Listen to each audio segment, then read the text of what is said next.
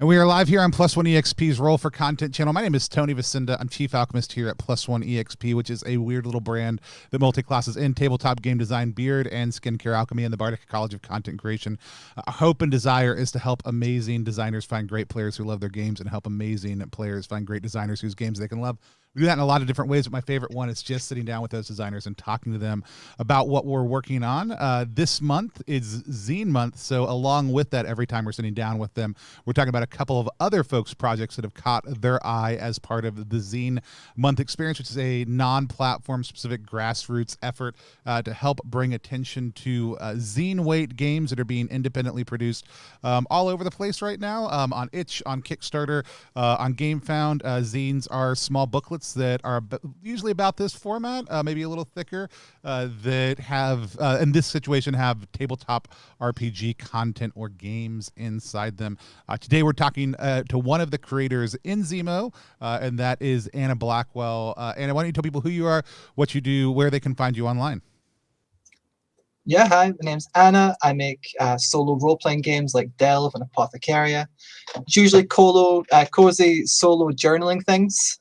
You can find me at blackwellwriter.com or blackwellwriter.itch.io. Awesome. Tell us a little bit, though, about the project you have going right now. You've got For Small Creatures Such as We up. Yes, so For Small Creatures Such as We is inspired by Becky Chambers' Wayfarer series, hence the long, unwieldy name.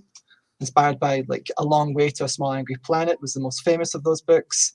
It's all about being a captain of a spaceship, setting out with alien crewmates for the first time, as you get to understand their behaviors, their biologies, likes, dislikes, dietary needs, all these things, and adjusting your ship to make it comfortable and good for them. Each alien race is uniquely generated by the player. So it's got like kind of a lot of sneaky astrobiology teaching, zoology, botany, all these things kind of sneakily coming in under the surface to be like, hey, so you know you're making all your aliens bipeds?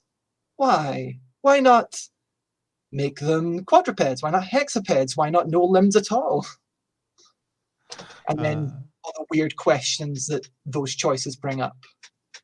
I love it. I've been super excited about it. And as much as it may be a little bit unwieldy, I think it's a delightfully evocative name. And it stood out to me immediately because of that. Like it spoke to me very, very clearly of like, oh, like I'm going to be excited about this.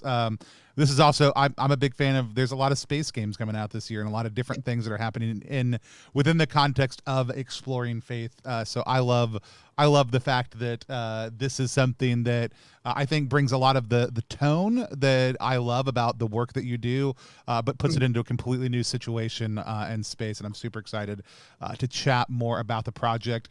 Real Meatcast in the chat says, yeah, it's just an amazing title. So as unwieldy as it might be, it spoke to a lot of us. It's actually, it's half of a Carl Sagan quote, and the full one is perfect. It's For Small Creatures Such as We, the void is bearable only through love. Oh, that's so good. Yep. Six String Game says, yeah, For Small Creatures Such as We is my single favorite title to come out of Zimo. 2022, A Space Oddity is 100% correct. So I'm super excited to talk about that, but we have a couple other Zimo projects that we're going to look at first before we dive specifically into For Small Creatures. Some of these, I picked a couple, but you sent me a great list of them, some that are still live, some that have already passed, but I don't think we have talked about any of the ones you sent me on stream yet, so I was super excited to see them. Let's talk first about Lichdom. Lichdom, I think, had just a tremendous cover, but tell me kind of what jumped out at you about this title. The fact that, you know, I love solo RPGs, that's my jam, but two-player RPGs are something I'm also really excited to get into. You know, like I have my partner, and for all of lockdown, like we were just playing together most of the time because we couldn't get anyone else to come out. So Lichdom, the fact you play it solo or you play it together as competing wizards trying to achieve immortality by becoming a lich is just, it's so creepy and wonderful, and I think it gives you that opportunity to really delve into the dark places. Yeah. Similar to 1,000-Year-Old Vampire let you do. Yeah. I was super taken initially. Like I said, the cover was one of the first projects, maybe the first project that went up on the Zine Month website. But the art for the cards Yeah, that's worked into there, like the King of Spades that we can see on screen right now, it's super tiny. Maybe I'll see if we can get there we go. Click on it, get a little bit better of a view of it.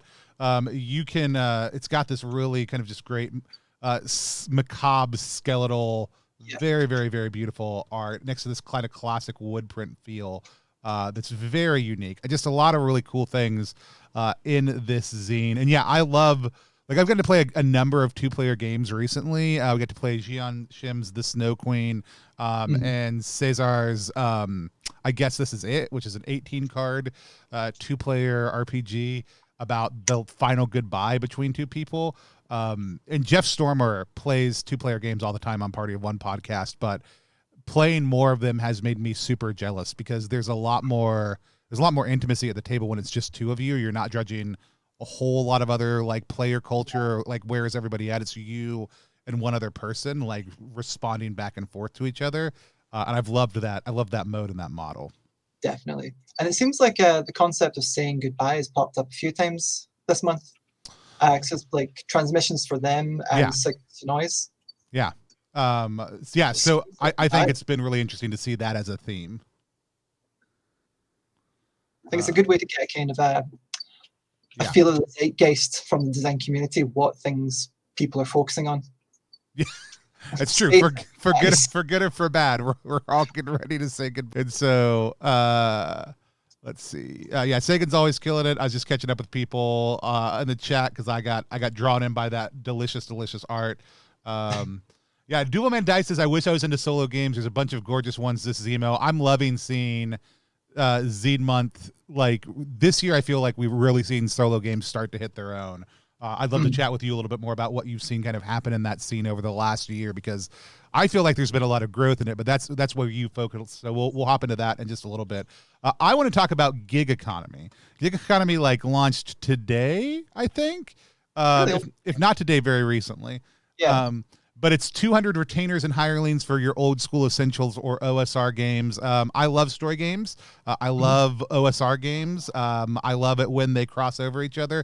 The art on this one and the unique format. This is like pamphlet width, but it's a full book. I don't know that's that page size. Like I would call that rack card size. That's what we would call it, like as far as what we would use it for. But I don't know if there's a better term for that size. But it's simple layout, gorgeous concept, really great place to pull like just NPCs for your game. This one is pretty much like an instant back for me with the amount of stuff I play and the ability to pull stuff out, especially with like Down We Go and Through the Void.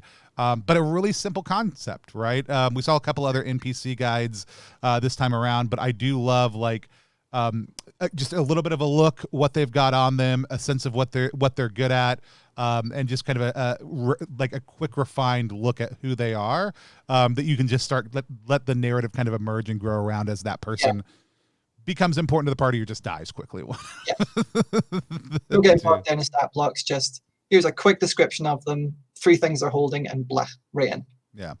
I also think this person did such a good use of like got like the little GIF in the middle of them opening up the old school essentials. Like this is a good example with a little bit of technology, what you can do to make your page really pop. Like there's not a ton of art on this, but they're displaying some very simple things about how this game is going to look or how this piece of content is going to look and work for people that I think just transmit very clearly. Here's what this is. And so cool team. I don't know that I was familiar with either one of these creators before this, but I'm super excited to kind of follow them from this point forward. It's like I said, it's just a cool little project. I love that they've got a community copy level for $1. That's like, for me, I'm a big fan of, if you can't do anything else, back it for $1 and share it with your friends. And so seeing that creates a community copy, I think is really cool also. Let's take a look at You're Not a Wizard, a Zine Quest project. Tell me about You're Not a Wizard. It's the art. I mean, I've backed it. I don't actually like Powered by the Apocalypse games, so I will probably take the setting and the idea from it and rip it and like force it into another system just because I never get on with Powered by the Apocalypse. But the idea of you get accepted to a magical school and you're not actually a wizard and you have to bluff your way through it is really appealing. And I want to see how they do it. I've And seen. the art. I feel like we've seen this theme a couple of times over the course of the last couple of years. I feel like this is a really good articulation of it, though. And I love the art and the presentation on it as well. What is it you don't like about PBTA games? The fact that you're always sort of deteriorating. That you have to roll very high to succeed, and there's usually a cost, and then there's success for cost, and then there's just fail. And as you're going, you're always kind of deteriorating. It kind of feels like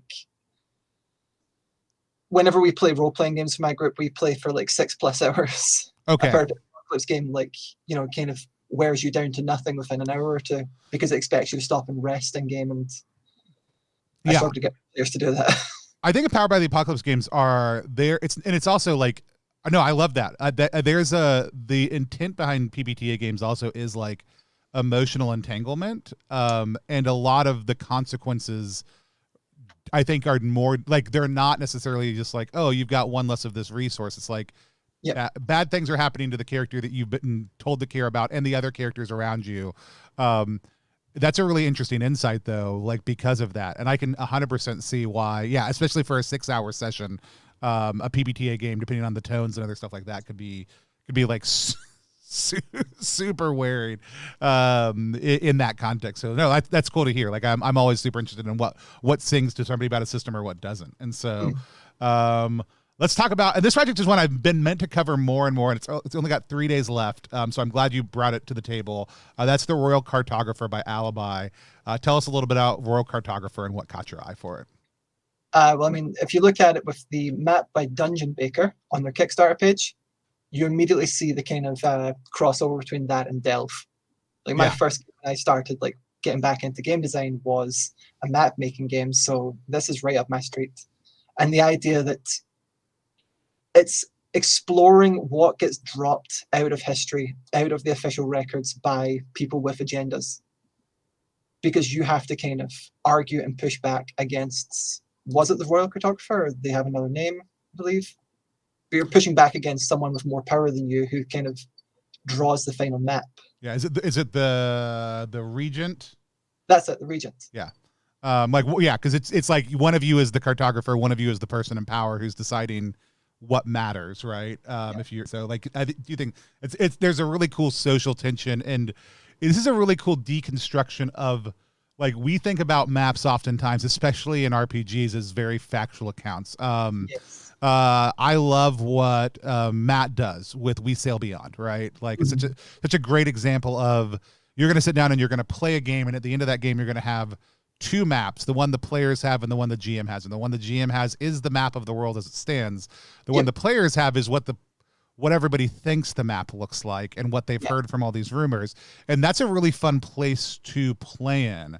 But we tend to think about maps, especially in games, as what the GM has and that it's all true, as opposed to what maps actually are, which is something that suggests things about how the world actually is, but does not actually reflect the reality of what things look like, especially historically, when someone was choosing what goes on a map and what's important. And that tension within a game is a very cool way to approach things like power structures, like colonialism, like a lot of other things, in a very kind of sideways reality, and not just as strictly as like the winner's right history, right? But also, while you're alive, the things that you're being told are happening in certain places or exist in certain places might exist or look different or not be as important as you're being told. It's a really interesting place to play around.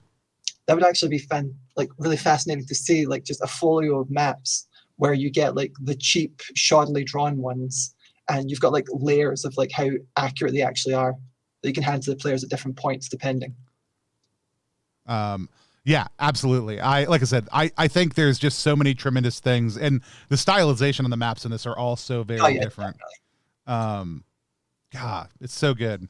I need to come back and make sure I back this one. We're going to have Alibi on sometime soon to talk more about this project, because it was such a great one, and we didn't get to give it as much coverage as I would have liked to have. I think they've just done a great job developing this project. So if you haven't had a chance to go back it yet, I just realized I have not been dropping the links to these.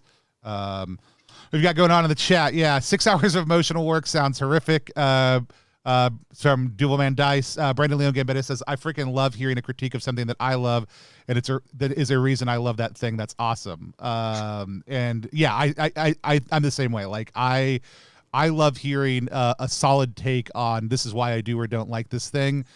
Even especially when it's something I love, because it gets me to think about it in a different way. And so, let's talk about Exarch. I meant to back this one and missed it. Tell me a little bit about what caught your eye for this one. I unfortunately also missed it. I've been playing Horizon Zero Dawn recently, and basically exploring that anachronistic world of kind of middle-aged people, or Middle Ages people, not just people in their 40s, exploring a world full of technology. That sounds worse and worse. There's a sign in itself. Playing people from, like, the Middle Ages, exploring this world full of technology that they have no way of fully understanding. It's fascinating, and Exarch just presents it in such a terrifying and interesting way. Like, when it's gone down and explaining about the kind of parasites that might be in here with the tech cults, getting very Horizon Zero Dawn with a lot more kind of horror elements to it. And once that comes out properly, I'm definitely picking it up. And this was over on Indiegogo, which I think is really important. This is a jump over. It's really interesting, like people's thoughts on Indiegogo, I find, are oftentimes very colored by what they hear about it and not their experience. And that's not to say they're having bad things on Indiegogo and there's not critique that could be happened. Absolutely there is.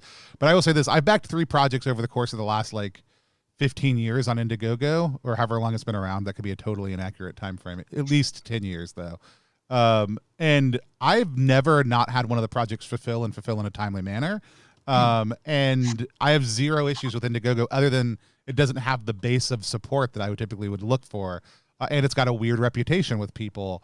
I'm super excited to see more folks putting RPGs on there. And I'm very excited. Like, we've got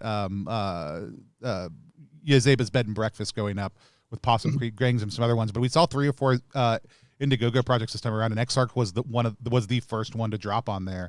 And so I'm really glad we're seeing those ecosystems get explored a whole lot more. And so that's great. Speaking of other platforms, we've got why can't I read it? Lineage. Tell me a little bit about Lineage and what caught your eye. Lineage is so good and was so underpriced when it first launched.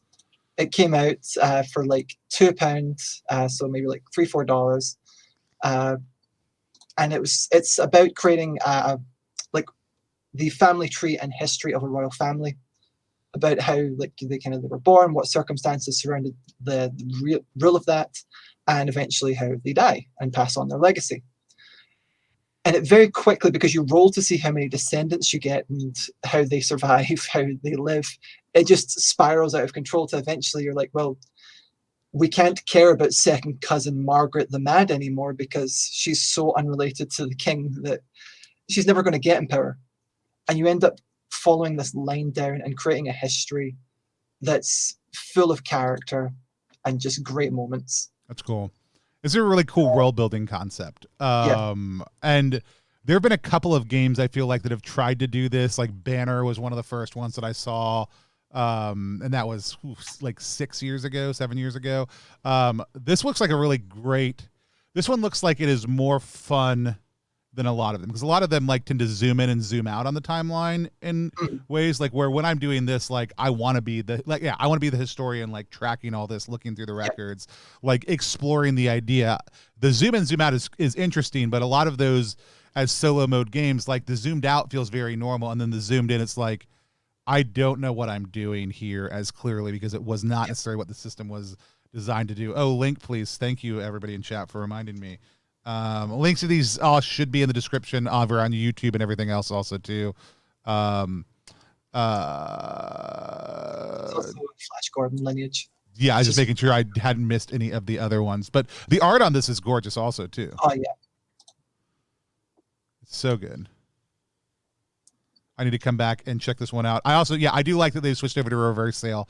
I'm a big fan for crowdfunding of the reverse sale as a concept. And so this zoomed in on the eyes at the top also too for the king is there's such an intensity Yeah. to that you kind of lose in the zoomed out version. It looks more like Malice. Zoomed in, it has just far more of an intense concept to it. And so, um, okay, the last one you sent me, a dungeon for ants, a tiny systemless adventure by Molomut. Tell me a little bit about what a dungeon for ants caught your eye. Molomut is someone I met at Dragon Meet in London. She was working on this. Sorry, they were working on the same stall as me, Matt, Chris Bissett, and a bunch of other people. And it looks, I think they've just really started putting stuff up on Itch this year. And just this idea of a mini zine that is the entire map, the entire game, all about ants, just based on that one silly joke from Zoolander. I know, that's the thing. Like,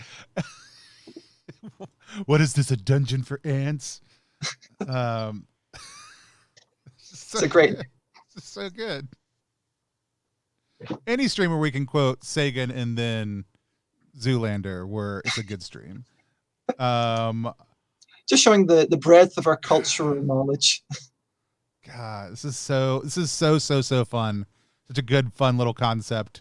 Go check it out. I will drop the link over in the chat. Also, too. Yes, the two great philosophers of our times. Okay, one I want to talk about. I have the High Ground, which came out, I think last week. It's at a two-player game here. It's a collaborative two-player dueling game of banter, posturing, and capes by Jess Levine. But I love the art on this. I'm really enjoying diving into two-player games, seeing a little bit more about that. I know that Jeff has either out or coming out, I can't remember which one, an actual playover I'm seeing in Princess Bride is the dueling scene. And it's not the dueling or the choreography, which is all great. It's the conversation that's happening in play as they go, where they're all of a sudden coming to realize an affinity for each other as honorable duelist, and not those who necessarily that they're affiliated with. And I just think that's such a really cool space to play in. I'm a sucker for a craft paper cover. Like if you put brown craft paper on the outside of something, I'm immediately interested in it. Doesn't really matter what it is. It's a secret technique to get it for me. The Party of One episode is out and it's excellent. Brandon, if you find the link for that and drop it to me over on Discord, I'll post it in the chat for everybody. The rock, paper, scissors mechanic makes sense as well. Do what? The kind of rock, paper, scissors kind of mechanic to it with the feinting, parrying, thrusting. Yeah. Yeah, that seems like a really simple and nice way to kind of keep it moving. No, like I said, just such a, yeah, and like you want this to play quick, right? You want this to be, you want it to have that flurry and that flourish. There's some cool stuff on the rewards coming out with it. This is actually a very cool, like I'm trying to get a close up of the tokens. Can I? Those are gorgeous. What? Philadelphia free local pickup? How can I not? I didn't realize this was a Philly-based game designer, so I'm going to have to back it and then just pick it up locally for free. That's excellent. That's the best shipping deal in the entirety of Zimo. Awesome. One last one we're going to talk about, and that's 13 Hunters. So 13 Hunters is one that we are funding over on GameFound. It's the only RPG project live on GameFound right now. And I was just telling Anna right before we went live, we are certainly in the phrase of like, hey, we'd love your help funding this project. We've got about 10 days left to go, and we are only about a little over 30% funded on this project. It's not my work. I'm just the shill for this project. It's a system agnostic compendium of bounty hunters. It'll translate into OSR 5th edition, but also really any rules light game you have. You could actually throw like the ability to play any of these hunters as a Troika background or drop them in a Troika is very high. We played using Through the Void a couple of weekends ago. It's tremendous. There is no way to really articulate how beautiful the design work is on this game, and what a great job Nuclear Obelisk, the designer and the artist, has done putting it all together. If you are somebody who is ever looking for horrible bounty hunters to terrify or not even necessarily terrify, like there's a couple of them who just want to like mess with them and harass them, and who are not necessarily like looking to kill, destroy, or capture them. And I love them. Like, I've gotten a chance to look through most of them at this point in time, and each one is singular and delightful for different reasons. So if you have the ability to support it at any level, or even just share it with other folks, we would love to have your support. You can go to ttrpg.link/13h or at the link between. Oh, you need a Vamp Nugula update? You can't have a Vamp Nugula update until 1300s is funded. Holding it hostage. I won't tell you about my other game. Let's see, what is it? ttrpg.link/ Vamp Nugs. Let's check in on Vamp Nugula. We have unlocked another friend that I have not voted on yet. We just passed the $200 mark. So Vamp Nugula now has 5 friends. 5 friends, 6 friends. There's six Troika backgrounds overall. We're trying to get to 10 before the end of the month. Really, we'll just keep on funding this until we get to 10. It's not a big deal. But it's a bunch of Troika backgrounds inspired by fast food mascots of the 70s, 80s, and 90s. So currently we've got Vamp Nugula, who's a vampire chicken nugget. We've got the Burger Bandit, who is a fashionista / sandwich thief. We've got Boxer Beefs. Boxer Beefs is inspired by Champs from the Jollibee franchise, who, as long as they have fans, they can't die.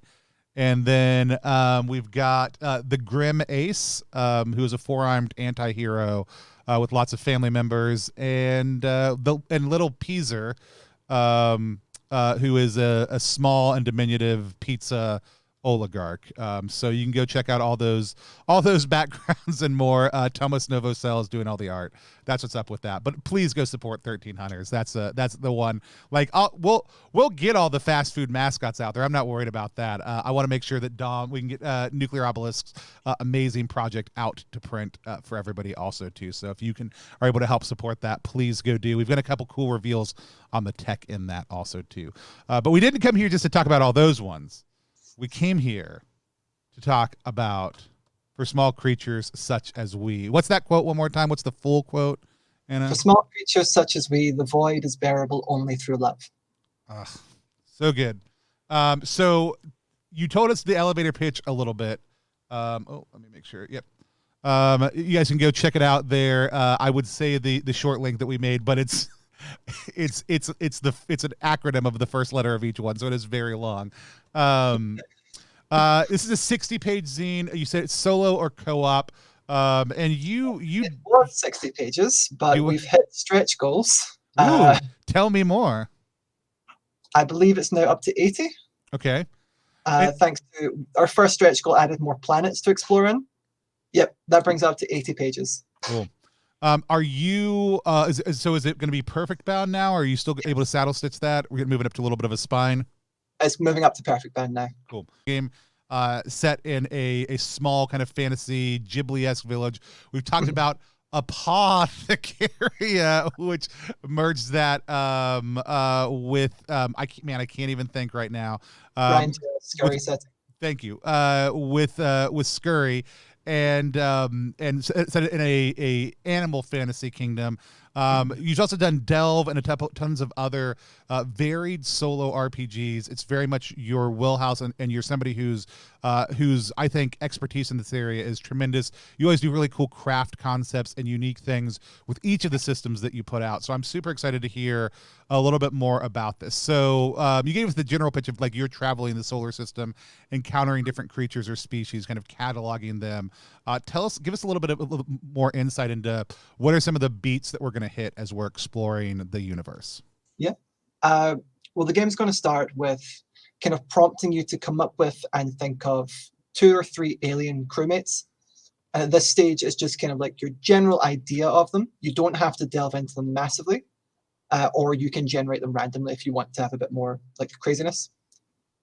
Once you've generated them, you pick out a couple of traits that fit that description. So that'd be things like hive mind, carnivore, aquaphile. So straight away, like working backwards from the traits, that's some sort of wolf-like pack where they can all see out of each other's eyes that live on a watery planet. So like water wolves or something along those lines. And your crewmates are the most important part of the game, because it's all about getting to know them. It's about forging these relationships as you travel around in your little rust bucket spaceship, adapting the ship in order to keep them healthy and happy, and completing missions. The galaxy, I think we're currently up to 13 planets, more with the expansions that we've unlocked. And basically, those will operate similar to the way Apothecaria does, where you can go down to the planet and you draw cards and do events on a sort of event table. And that can be things like going out and exploring the wilderness near an agricultural colony to find, strange animals out in the wilderness there. And yeah, basically, it's all about those relationships. I'm very early in the design phase, which is why I've not been talking loads about it. So I've got the idea, I know how it's going to go together, but it's all that mind cloud that I need to just keep bashing into a solid object. Yeah.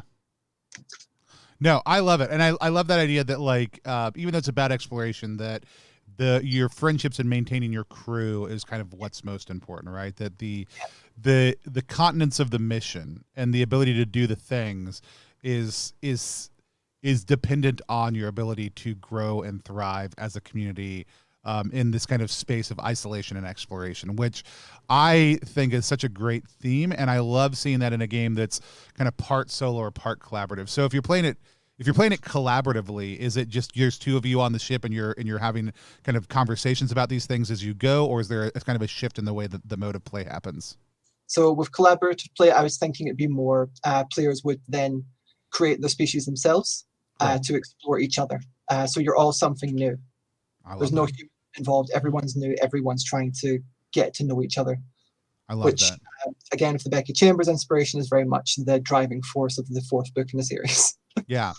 And I think it's like I'm talking about the cover photo of Apothecaria, but you've done this even the image for this and the little hex-legged space otter type creature that you've got as the art previews right now are just beautiful and breathtaking and a great example of here's some familiarity, but also here's the different things about it. And this is not like a creature you're discovering. This is a crew member, or maybe it's, a mix of any of those things as you go. But I love this mode of play and this idea of just we're launching out into this space together. You've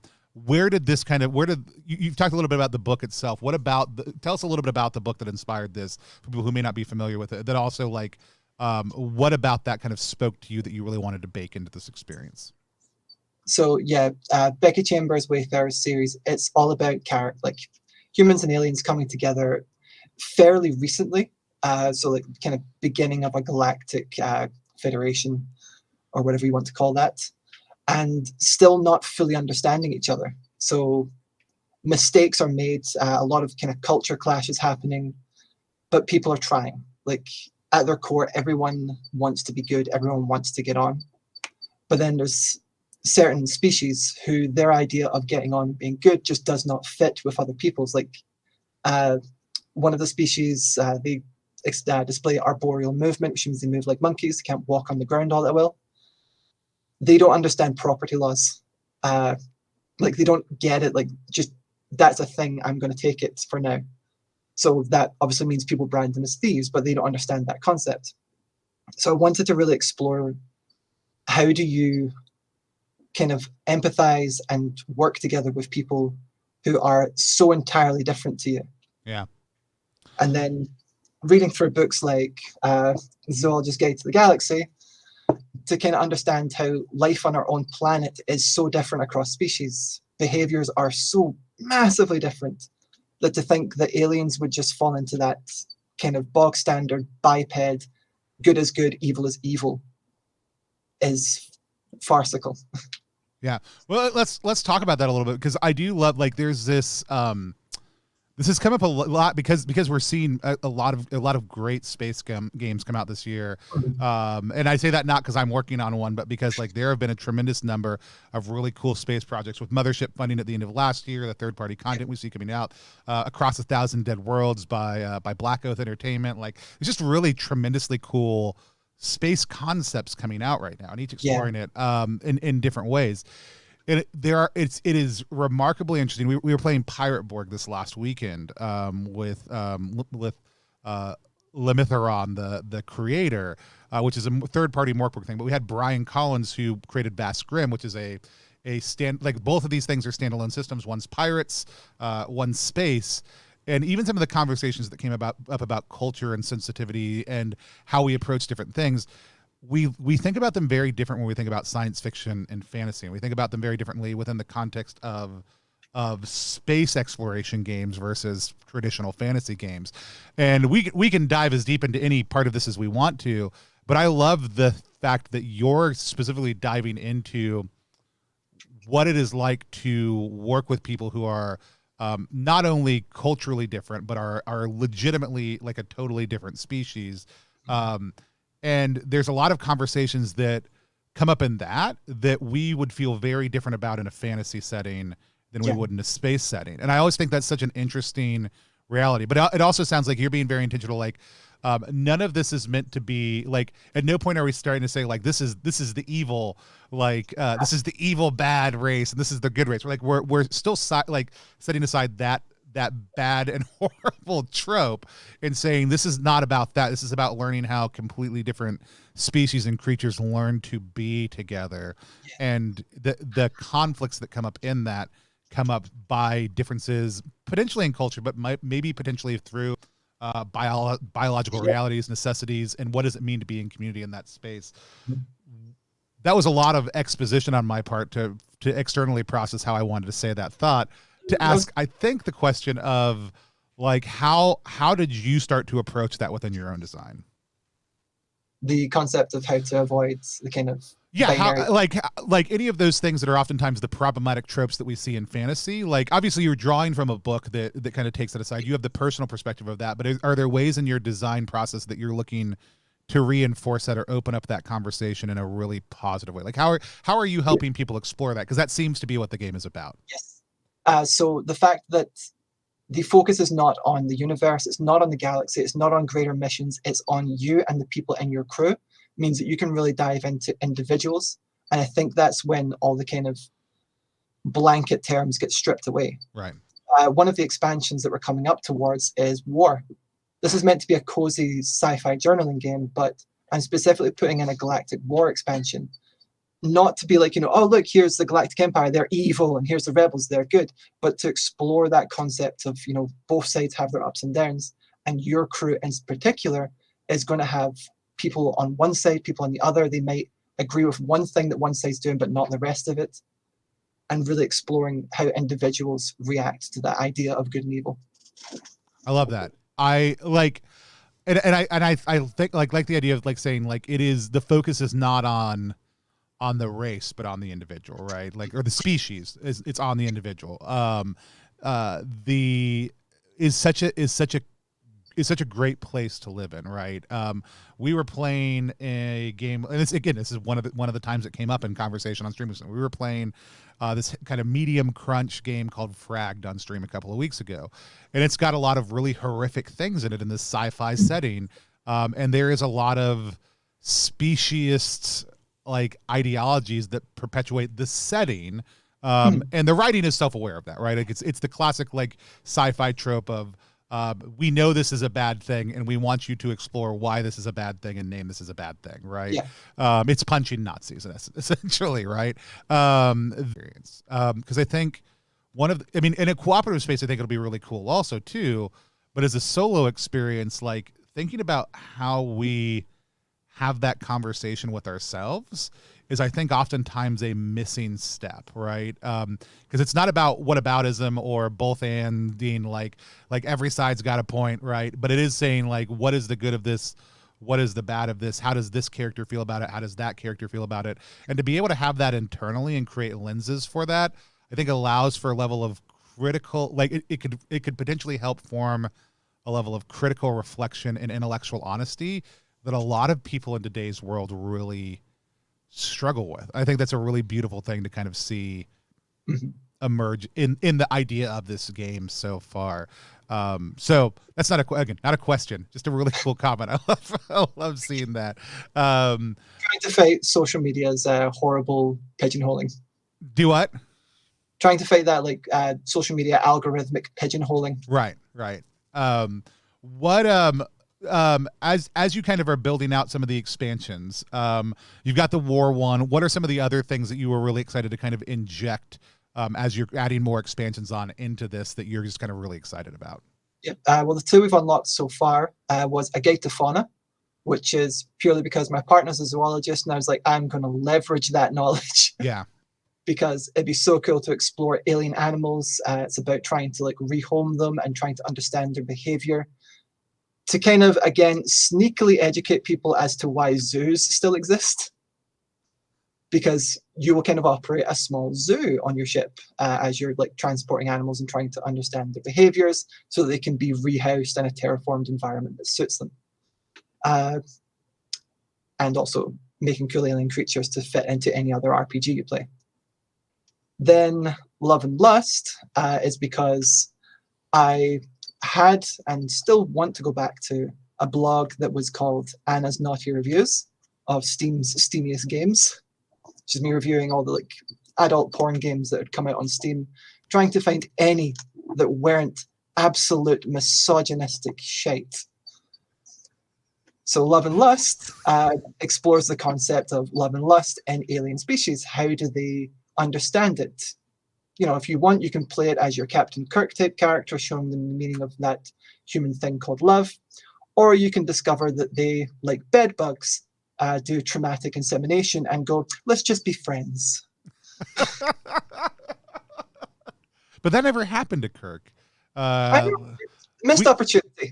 Yeah, I feel like there is, you know, in all the Mirror Universe episodes, it's really weird that none of them ever included Kirk showing up pregnant because he had been forcibly inseminated by an alien that version of him had seduced. I think that's the hopefully next time we get a gritty Star Trek reboot, that's a part of the experience. I love that, and like I said, I think this kind of taking these expansions and injecting a very specific theme into them that you're inviting people to explore is a really great way to think about it. It's not just hey, we're just going to add more planets or we're just going to do this piece, but we're intentionally inviting you to explore and think about this theme along with the additional content that we're adding is just, I think, tremendous. I know in the past a lot of times there's been a lot of kind of like artifaction and keepsake qualities to your games, so whether that's map drawing, whether that's papercraft elements.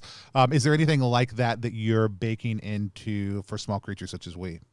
Well, this time one of the rewards is a captain's pin, so it'll be soft enamel, and that'll just be a nice little thing that you can stick on your chest, stick on your bag or whatever, and just feel like, you know, you are the captain of your own spaceship, no matter where you go. I love that. And you've got some kind of preset like blueprints for ships, Yes. crew member pregens, things that can get you, like if you're like, I don't know how to start here, you can get up and just get playing right away. Also, if people have missed your previous games, they're going to be able to kind of catch up on that if they want to get Delve, to get Umbra, or Apothecary. So if they miss things, any of your earlier games, they can kind of catch up all at once if they want to, right? The only one that's not in there is the Dig, which was my A3 scratch poster paleontology game, which is just a nightmare to ship anywhere. Website, but it does not ship through Kickstarter stuff. It's such a headache. Awesome. If you're out there watching right now, I know we've got a number of you in the chat, and you've got a question about this game, or if you got a question about any of the other games that Anna's put out, please go ahead and drop them in the chat. I do want to ask, because it came up earlier, it seems like right now that I think for a lot of people are becoming aware of solo games for the first time. We see more and more systems as people are releasing them, including or considering some form of solo play. I would love to have you maybe share a little bit about, for somebody who's been creating in the space for a few years now, what are some of the things that you've kind of seen grow and change in the solo game space? I know that's a very broad question, but any observations or thoughts you have about solo games and why you think we're seeing that kind of growth and what those changes we're going through within that. I'd love to hear. Well, for me, I think from what I've seen, it seems that a lot of the kind of first ones came out and were focused on trying to be solo reinterpretations of traditional role-playing games, like Ironsworn and what was that other one? It's like 4ED or something. It was like a dungeon crawling solo game. It was very like traditional looking. Then you start to get things like Artifact, Lighthouse at the Edge of the Universe. The rest have gone blank from my head, but hundreds of others, Wretched and Alone, that were very emotional, very focused on kind of here's something to feel that you can't really do in a traditional role-playing setting and kind of hitting its stride. Then there seemed to be a kind of pivot to, like, from the people who are trying to emulate traditional RPGs to a more, like, here's how you do it solo and actually feeling good with things like Colossal and, you know, Ironsworn Starforge took off for like, what was that, like 700,000 or something like that? Ridiculous. So I think, yeah, we hit the beginnings where it kind of branched off from traditional RPGs, hit the emotional side of things, and now it's starting to spread out in all different directions, which is very interesting to watch. What is as somebody who designs solo games and is maybe a little bit more like, for some of us, if we're picking up a solo game, it's going to be the first time. Like, I own a lot of them. I always talk about the juxtaposition of, like, I don't play a lot of solo games, but I only buy solo games in physical format, which seems to be the dumbest thing. But I do read all the solo games I buy. Like, which I think is a great way to consume and engage with that media, because I'm already playing as I'm reading them also too. But I tend to really love to hold them because to me, like, I'm also the kind of person who buys a million blank notebooks and journals and just has them around too. Yeah. So more than notebooks, you are my market. Yeah. And so like I love looking at the design concepts that go into them, because I do think you're thinking about design in a very different way. What are some of the games that you've seen come out? Like, you mentioned some of the big ones. What are some of the solo games you've seen come out that you've been most excited about, or that as you got a chance to start looking at them or playing through them or engaging with them in whatever way that looks like? Because I know not every designer gets to play as much as they want to. That you've been really excited about to play. I'm trying to think. Lineage is one that I played a lot when I first picked it up, because I am bleeding so much. Well, if you're gonna die, we can also finish up, so you can go and take care of yourself. I just must have pulled something on my finger. Yeah, Lineage is one that I really delved into a lot. Again, one of the curses of being a designer is that I don't get a lot of time to play things. Yeah. I was like, so I may just be highlighting that Anna never gets to play these games also too, when I was asking that question. And so much like you said, read them. I try to sit down with them. I played Lineage recently. I played Vampire, 1000-Year-Old Vampire again recently. I played Wretched and Alone again, just because it's so fun. And I know that I played another one, but I can't even remember the name of it. For me, Mending, which I haven't played, but I have a child who did, is one of the coolest ones. It was the Needlepoint game, the keepsake game that Shing did last year. That it was just tremendous. And you actually, like, it's a mapping game about going on a trip between two friends, and you can play solo, or the two of you can play one and then the other on the same map. But there was an option to, like, embroider or needlepoint your map when you're done and make a beautiful artifact. And so there's been a lot of cool things that have come out in that space that are thinking about the presentation in a way that, like I said, I think the way that you physically present your games is also very strong. Like, a lot of some solo games default to just text. I think the ones that I always stand out to me as the best examples are looking at the presentation in an intentional way that lots of times communal games, where the book may not be as important of an artifact, don't get the same kind of consideration. Because then it's like, is it readable? Is there some cool art in it? Go. But when the book itself is oftentimes where the game is happening, or a significant piece that's going to sit there right in front of you and constantly be a source of what you're doing, it takes on a different level of importance, and I love kind of seeing that. In the chat, Real Meat Castle says, my highlights of the month so far have been on the solo front have been Seedlings game procedures to discover the path ahead, and Disaster Tourism's Evergreen Wilds. Evergreen Wilds, we just started a solo review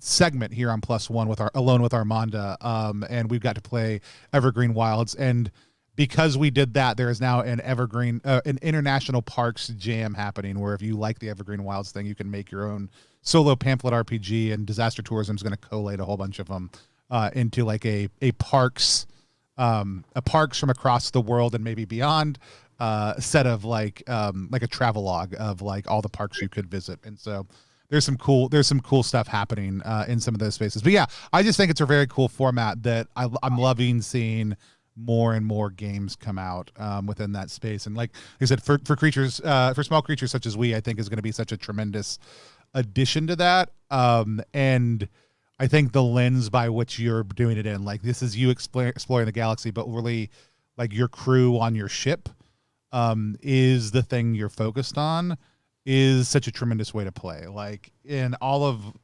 the designing that I've been doing around space travel lately, like most of my time is spent thinking about what happens, not what happens when you're out like on a mission or doing something, but like what is it like to live on a ship with other people and be in community with them? Because every favorite sci-fi property I have, like that's actually typically what I love. It's not the cool places they go or the weird technology they find. Like that's all exciting, but their relationships with each other are 100% the things that make me fall in love with any particular sci-fi space game. And so like I love this overall vibe. Awesome. So you have a week left to go. You're funded. Anything that you are excited about that y'all have not had a chance to talk about somewhere yet that you're really looking forward to as you're going into the final stages of the campaign? The last thing that I'm excited to mention is that Tim from Tabletop Audio is coming on board to do the soundtrack for it, as he did for Apothecaria, and he did such an amazing job in Apothecaria that I can't wait. I love it. Yeah, I love that we're getting more immersive sound stuff, and especially for the solo or collaborative RPG space, like to have that as kind of an environmental reality, I think adds such a huge amount to it. And so I was super excited to see that also too. Again, if y'all haven't gotten to check it out, today we've been talking about I'm